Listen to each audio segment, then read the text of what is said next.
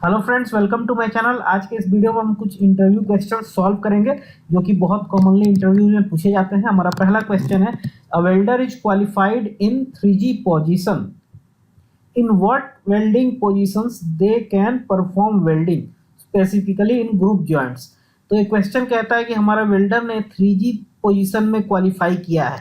जो हमने qualification test किया था वेल्डर का, उसमें 3G पोजीशन में वो पास हुआ है। तो ये दूसरे कौन कौन से पोजीशन में वेल्डिंग कर सकता है ग्रुप जॉइंट में। ग्रुप जॉइंट में बोल रहा है, फिलेट में नहीं, ग्रुप में। तो देखिए ग्रुप और फिलेट में क्या अंतर होता है। ये देखिए एक बट जॉइंट है जिसमें कि ग्रुप बना हुआ है, इसके अंदर वेल्डिंग भरेंगे तो ये ग्रुप जॉइंट है। और ये एक टी जॉइंट है जहाँ की ये बाहर से ऐसे वेल्डिंग करेंगे तो ये फिलेट जॉइंट है। तो वेल्डर ने 3G पोजीशन में क्वालिफाई किया। 3G जो है वर्टिकल पोजीशन होता है। तो कौन कौन से पोजीशंस में वो वेल्डिंग कर सकता है? ऑप्शन ए है ऑल पोजीशन, ऑप्शन बी है flat and vertical, option C है फ्लैट वर्टिकल एंड हॉरिजॉन्टल, और ऑप्शन डी है वर्टिकल ओनली। फ्रेंड्स, ये क्वेश्चंस मैंने लिए हैं दूसरों के जो कन्फ्यूजन से वो दूर करने के लिए। बहुतों के कन्फ्यूजन होते हैं और कई बार ये इंटरव्यू, मोस्टली गल्फ के इंटरव्यू में ये सारी चीज़ें पूछी जाती हैं। तो आज जो क्वेश्चन पूछे जाएंगे, आज जो क्वेश्चन इस वीडियो में मैंने कवर किए हैं, वो ज़्यादातर जो गल्फ के लिए जो इंटरव्यू होता है उसमें पूछे जाते हैं। तो देखिए इसका आंसर क्या है फ्रेंड्स। तो इसका आंसर है बी, फ्लैट एंड वर्टिकल। अब क्यों है ये आंसर, अब मैं आपको समझाता हूँ।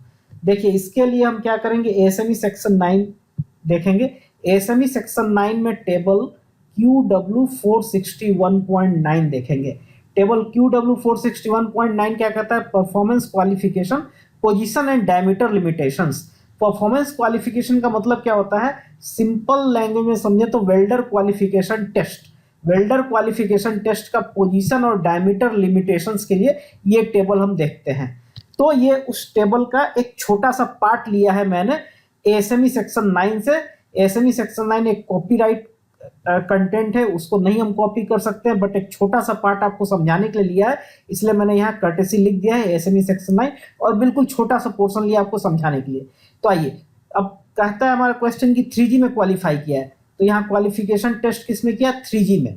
तो हम इस रो में आएंगे, इस रो में आएंगे, यहाँ देखते हैं position and type weld qualified group. Group joint में क्या क्वालिफाई होता है? तो ग्रुप में plate and pipe over 610 mm। Plate, अगर वेल्डर ने 3G पोजीशन में, प्लेट में 3G पोजीशन में वेल्डिंग दिया है तो क्वालिफाई हो जाएगा फ्लैट एंड वर्टिकल। एफ और वी है, एफ है फ्लैट और वी है वर्टिकल। तो फ्लैट और वर्टिकल पोजीशन में वेल्डिंग कर सकता है किस चीज में? प्लेट के ग्रुप ज्वाइंट में। और पाइप जिसका डायमीटर 610 mm OD से ज्यादा है उसमें फ्लैट और वर्टिकल दोनों पोजीशन में वेल्ड कर सकता है। वही अगर पाइप की बात करें जिसका कि डाया 610 mm से कम है, तो ऐसे पाइप में वो सिर्फ फ्लैट वेल्डिंग कर सकता है। और फिलेट वेल्डिंग की बात करें, प्लेट और पाइप दोनों, अगर फिलेट वेल्डिंग है तो फ्लैट, हॉरिजॉन्टल और वर्टिकल तीनों पोजीशन में वेल्डिंग कर सकता है।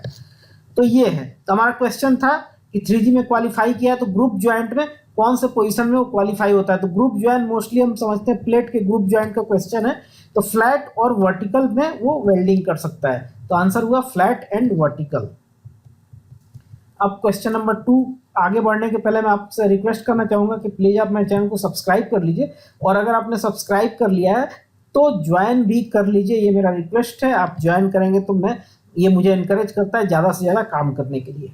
अब क्वेश्चन नंबर 2 लेते हैं। क्वेश्चन नंबर 2 है, can a 4G position qualified welder weld in the group joint of A plate in horizontal position. तो एक क्वेश्चन ये कहता है कि एक वेल्डर जो कि 4G पोजीशन में क्वालिफाइड है, वो horizontal position plate welding group joint में वेल्डिंग कर सकता है कि नहीं। फिर से हम इस टेबल में आते हैं। अब 4G, अब वो जो वेल्डर है 4G क्वालिफाई है, तो 4G देखिए 3G के नीचे वाले रो में 4G है, 4G। तो इस रो में वो पूछ रहा है स्पेसिफिकली प्लेट ज्वाइंट में हॉरिजॉन्टल कर सकता है कि नहीं। तो प्लेट ज्वाइंट में कौन से पोजीशन में वेल्डिंग कर सकता है? Flat and overhead. अगर वेल्डर ने 4G पोजीशन में वेल्ड टेस्ट दिया है तो वो दो पोजीशन में क्वालिफाई होता है, फ्लैट पोजीशन और ओवरहेड पोजीशन। तो ऑप्शंस देखते हैं। ऑप्शन ए है yes he can weld in the horizontal position, नहीं, क्योंकि अभी हमने देखा टेबल क्या कहता है, सिर्फ फ्लैट और horizontal position. No he can not weld in the horizontal position, yes सही है ये, वो हॉरिजॉन्टल पोजीशन में वेल्डिंग नहीं कर सकता, वो सिर्फ फ्लैट और ओवरहेड पोजीशन में वेल्डिंग करेगा।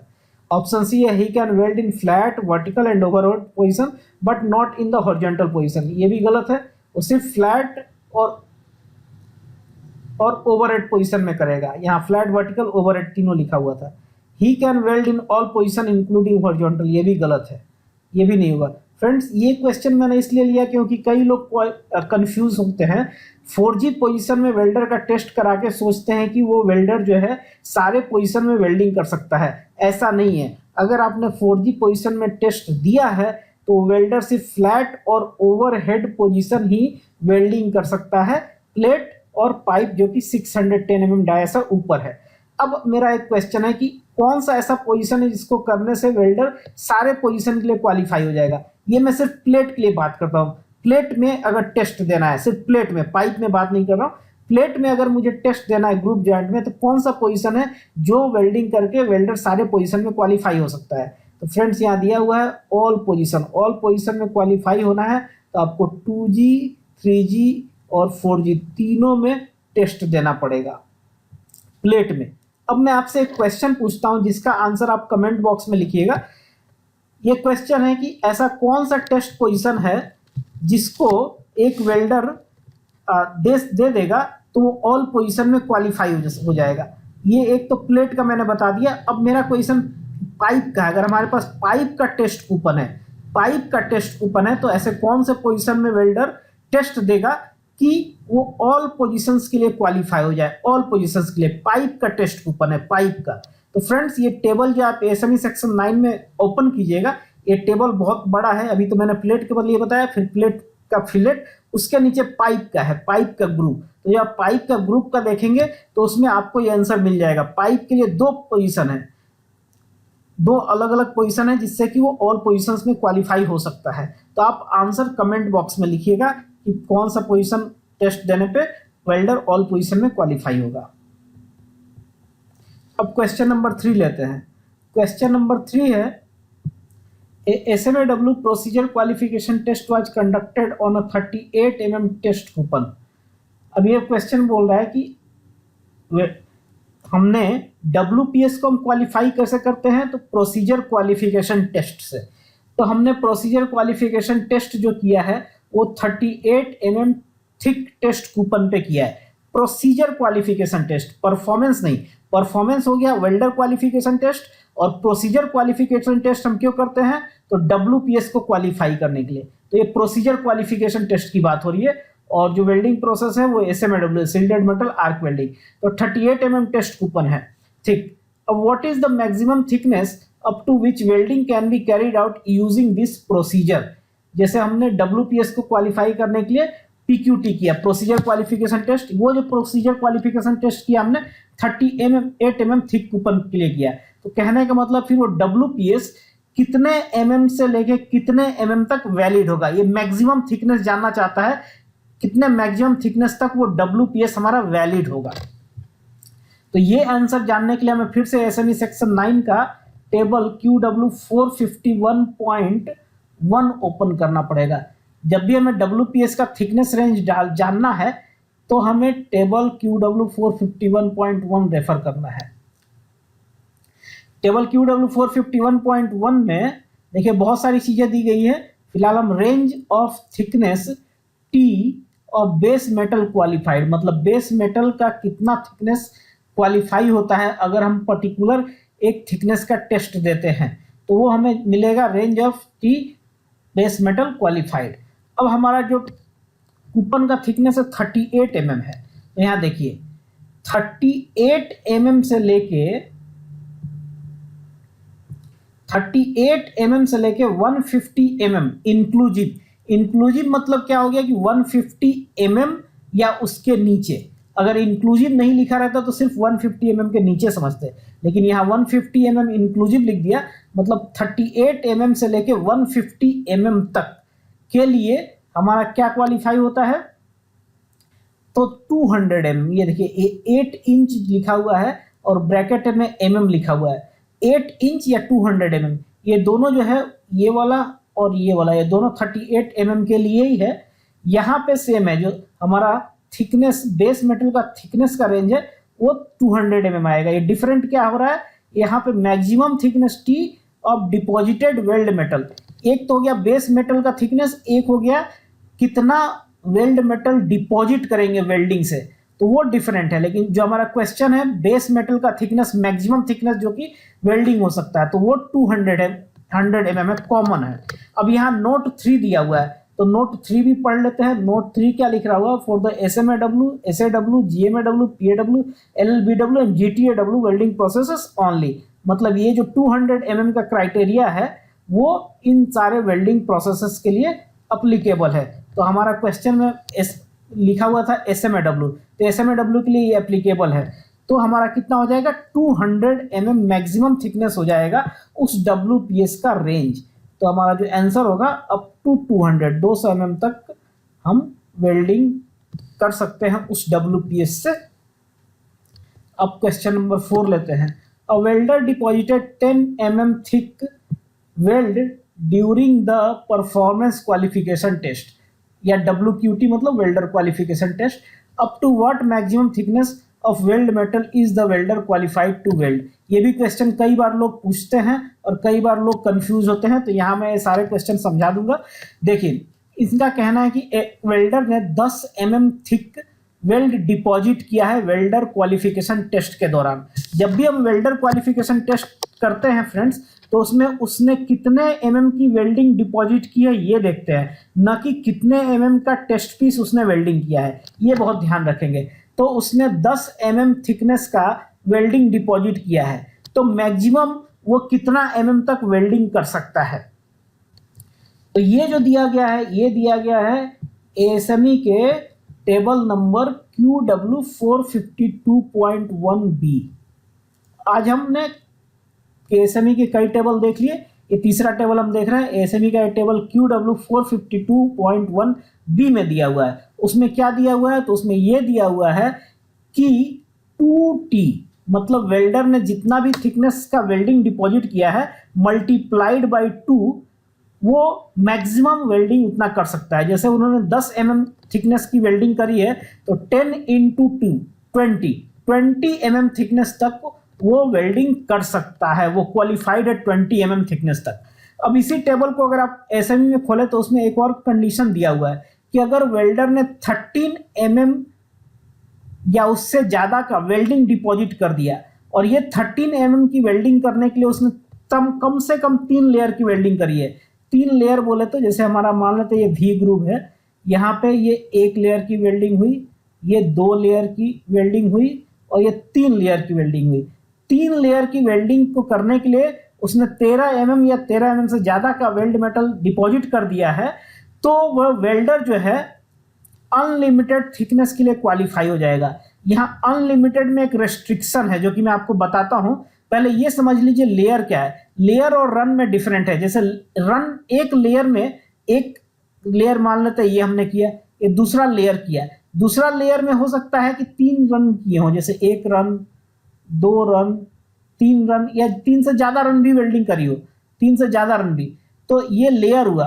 रन और लेयर में डिफरेंस है। जैसे जो तीसरा रन हो सकता है उसमें 6, जो तीसरा लेयर हो सकता है उसमें 6 रन वेल्डिंग करी हो, 6 रन वेल्डिंग करी हो, जैसे ये रन, ये रन, ठीक है। तो हमें लेयर देखना है, 3 लेयर की वेल्डिंग, ना कि रन देखना है। अब अनलिमिटेड कहने का मतलब है कि हमारे WPS का रेंज कितना है। फॉर एग्जाम्पल WPS जो हमारा क्वालिफाई हुआ 60 mm तक, 60 mm तक के लिए क्वालिफाई हुआ है, तो अगर वेल्डर ने 13 mm या उससे ज्यादा की वेल्डिंग कर दी 3 लेयर मिनिमम में, तो वेल्डर जो है अप टू 60 mm तक वेल्डिंग करेगा, जो हमारा WPS का रेंज है। और वही अगर हमारा WPS मान लेते 120 mm तक क्वालिफाइड है, 120 mm तक क्वालिफाइड है, तो जो वेल्डर है, सेम वेल्डर जो है 120 mm तक वेल्डिंग कर सकता है। मतलब मैक्सिमम वेल्डिंग जो कि WPS परमिट करता है वहां तक वो वेल्डर वेल्डिंग कर सकता है। अगर उसने 13 mm से ज्यादा का वेल्ड मेटल डिपॉजिट कर दिया टेस्ट कूपन पे, और वो 13 mm करने के लिए उसने 3 लेयर कम से कम किए हैं, तो तो फ्रेंड्स हमारा अगला क्वेश्चन है what is banking in welding. Welding में एक टर्म होता है बैकिंग। बैकिंग किस लिए यूज होता है? अब ऑप्शन देखते हैं। A material placed at the root of a joint to support the molten weld pool. Option B है welding from back side of the joint. Option C it is a device use to automate the manually controlled welding machine. Option D है none of the above. Backing जो होता है friends, जो हमारा welding होता है, welding का एक रूट साइड होता है। तो रूट साइड यानी बैक साइड में अगर हमने कोई मेटल लगा दिया, कुछ किसी भी तरीके का, जैसे मोस्टली मेटल लगाते हैं, या कोई गैस से हमने रूट साइड को बंद कर दिया, तो इसे हम बैकिंग बोलते हैं। जैसे ये वाला जो जॉइंट है विथ बैकिंग, इसमें बैकिंग है, और ये जो जॉइंट है इसमें बैकिंग नहीं होगा, यानी यहाँ वेल्ड मेटल पूरा पेनिट्रेट करके बाहर आना चाहिए, और यहाँ पे जो वेल्ड मेटल इसके साथ बिल्कुल चिपकना चाहिए बैकिंग के साथ। तो ये बैकिंग है। Material placed at the root of a joint. Material जो है जॉइंट के रूट के पास प्लेस करते हैं बैक साइड में, to support the molten weld pool. Molten weld pool को सपोर्ट करता है, तो इसे हम बैकिंग कहते हैं। तो बैकिंग के क्या फायदे हैं? तो बैकिंग का पर्पस क्या है? बैकिंग का पर्पस क्या होता है कि to prevent molten metal from burn through से बचाता है, प्रॉपर फ्यूजन भी होने का चांस रहता है, और एक सरफेस, जो बैकिंग होता है एक सरफेस प्रोवाइड करता है मोल्टन वेल्ड मेटल को वहां जाके, वहां पे रखने जाने का, और वहां जाके सॉलिडिफाई होने के लिए। तो ये इसके फायदे हैं। अब फ्रेंड्स आगे मैं आपको बोलना चाहूँगा कि अगर आपने मेरे चैनल को सब्सक्राइब नहीं किया है तो सब्सक्राइब कर लीजिए, और अगर पॉसिबल है, इफ पॉसिबल, तो मेरे चैनल को ज्वाइन भी कर लीजिए। अब आगे हम अगला क्वेश्चन देखते हैं। A welder is qualified with E7018 without backing, can he weld with E6013? Friends अगर आप आज के क्वेश्चंस को देखेंगे ध्यान में, तो कई लोगों को जो QA/QC लाइन या थर्ड पार्टी इंस्पेक्शन में अक्सर ऐसा क्वेश्चंस पूछते ही रहते हैं, और इसमें कंफ्यूज होते हैं। जैसे किसी वेल्डर ने इस पोजीशन के लिए वेल्डिंग किया तो कौन से पोजीशन में क्वालिफाई होगा। कोई वेल्डर है हमारा 10 mm का वेल्डिंग करी है तो कितने mm तक वेल्डिंग कर सकता है। तो इस तरीके के मैंने आज क्वेश्चंस लिए जिसमें रेगुलर कंफ्यूजन बना रहता है। तो ये हमारा क्वेश्चन कहता है कि एक वेल्डर ने E7018 के लिए क्वालिफाई किया है, इस रॉड से क्वालिफाई किया है, तो क्या वो E6013 के रॉड से वेल्डिंग कर सकता है? तो फिर से हम समझेंगे कि ASME सेक्शन 9 में कहां से हम देखें कि ये कर सकता है कि नहीं कर सकता है। तो ये जानने के लिए सबसे पहले हमें दोनों रॉड के F नंबर को निकालना पड़ेगा। हर इलेक्ट्रोड या फिलर वायर का एक F नंबर होता है जो कि ASME सेक्शन 9 में दिया हुआ है, और ये मिलता है टेबल QW432 में। टेबल QW432 में जाएंगे तो हर इलेक्ट्रोड या फिलर वायर का आपको F नंबर दिख जाएगा। तो हमारा जो एरिया ऑफ कंसर्न है आज के क्वेश्चन वो है E6013 और E7018। E6013 जो है उसका F नंबर जो है 2 है, 2। E6013 यहाँ देखिए EXX13, जिस रॉड के लास्ट में 13 लगा रहेगा उसका F नंबर हो जाएगा 2। और E7018 का F नंबर क्या है? 4 है। यहाँ देखिए ये जो है ये F नंबर का कॉलम है। E7018 का F नंबर 4 है। देखिए जिस इलेक्ट्रोड के लास्ट में 18 होगा उसका F नंबर होगा 4। अब हमें दोनों रॉड के F नंबर मिल गए, E7018 का 4 और E6013 का 2। तब हम देखेंगे क्वालिफाइड होता है कि नहीं। अब इसके लिए अब हम जाएंगे फिर से ASME सेक्शन 9 के QW433 में। QW433 alternate F numbers for welder performance qualification. अब यहां जाके हम देखेंगे, तो यहां हमें देखना हमने क्या किया है। हमारे क्वेश्चन में था क्या था, वेल्डर ने E7018 रॉड से वेल्डिंग करी है बिना बैकिंग के, तो हम बिना F नंबर 4 विदाउट बैकिंग वाला रो में कॉलम में जाएंगे, F नंबर 4 विदाउट बैकिंग। अब पूछ रहा है कि वो E6013 में वेल्डिंग कर सकता है कि नहीं। देखिए ये जो लाइन जा रही है ये वेल्डर किस रॉड में से उसने क्वालिफाई किया है, और ये जो कॉलम जा रही है ये कॉलम बताती है कि वो किस किस दूसरे रॉड से वेल्डिंग कर सकता है। तो अभी F नंबर 4 से उसने क्वालिफाई किया, ये हमने देख लिया। अब हमें F नंबर 2 के बारे में जानना है। तो F नंबर 2 में विथ बैकिंग का एक क्लॉज है और विदाउट बैकिंग का। तो F नंबर 2 का जो विथ बैकिंग है यहाँ दिया हुआ है यस, ये क्रॉस मारा हुआ मतलब यस ये कर सकता है। मतलब F नंबर 4 विदाउट बैकिंग से उसने वेल्डिंग किया है, लेकिन वो F नंबर 2 विथ बैकिंग के लिए क्वालिफाई है। अब जो दूसरा विदाउट बैकिंग के लिए हम देखेंगे तो विदाउट बैकिंग के लिए वो क्वालिफाई नहीं है। तो F नंबर 4 यानी E7018 विदाउट बैकिंग उसने क्वालिफाई किया है, तो वो welder E6013 with banking qualify होगा, लेकिन विदाउट बैकिंग क्वालिफाई नहीं होगा। तो अब ऑप्शन देखते हैं। Yes with banking only, yes either with और विदाउट बैकिंग। तो ये नहीं है, विथ और विदाउट नहीं।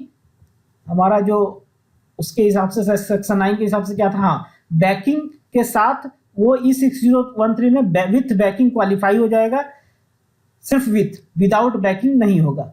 नो तो नहीं होगा क्योंकि विथ बैकिंग क्वालिफाई हो रहा है, नॉन ऑफ दी अबव भी नहीं होगा। तो इसका आंसर वो ए होगा, yes but with banking only. E6013 में विथ बैकिंग वो क्वालिफाई हो जाएगा। तो फ्रेंड्स, आज के इस वीडियो में हमने क्या क्या देखा अभी तक, एक बार वाइंड अप करते हैं। अभी तक हमने सीखा कि कोई वेल्डर अगर किसी एक पोजीशन के लिए क्वालिफाई हुआ है तो दूसरे पोजीशन में वेल्डिंग कर सकता है कि नहीं, ये हम देखेंगे टेबल QW 461.9 में। दूसरा चीज हमने देखा कि WPS में बेस मेटल का थिकनेस रेंज मिनिमम और मैक्सिमम का कितना होगा, ये हमें मिलेगा टेबल QW 451.1 में। तीसरा हमने देखा वेल्डर क्वालिफिकेशन टेस्ट का थिकनेस रेंज डालना है, मतलब कितने से कितने mm तक वो वेल्डिंग कर सकता है, तो ये हमें मिलेगा टेबल QW 452.1 B में। इसके बाद हमने देखा कि अगर वेल्डर ने किसी एक इलेक्ट्रोड या फीलर वायर से किया है वेल्डिंग, तो दूसरे किसी इलेक्ट्रोड या फीलर वायर से वेल्डिंग कर सकता है कि नहीं, तो ये हम देखेंगे। इसके लिए हमें सबसे पहले उस इलेक्ट्रोड या फीलर वायर का F नंबर निकालना होगा। F नंबर निकालने के बाद हम जाएंगे QW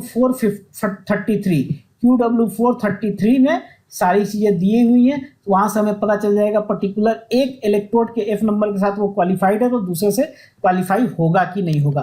फ्रेंड्स, मैं ये जानना चाहता हूं कि अभी जो चीजें आज मैंने आपको समझाई आपको क्लियरली समझ में आया है कि नहीं, ये मेरे लिए बहुत इंपॉर्टेंट है। इसीलिए आप जब ये पूरा वीडियो देखने के बाद लिखिएगा हाँ मुझे समझ में आ गया और यस आई अंडरस्टूड, तो मुझे काफी सेटिस्फेक्शन मिलेगा। और अगर आप चाहते हैं कि इन सारे टेबल्स के ऊपर और कैलकुलेशंस के ऊपर, थिकनेस रेंज के ऊपर मैं और सारे क्वेश्चन आंसर लेके आऊं, तो आप पर्टिकुलर कमेंट बॉक्स में लिखिएगा कि हाँ ये इस तरीके के क्वेश्चन या थिकनेस रेंजेस के ऊपर और सारे क्वेश्चंस आप वीडियो में बनाइए, तो मैं जरूर बनाऊंगा।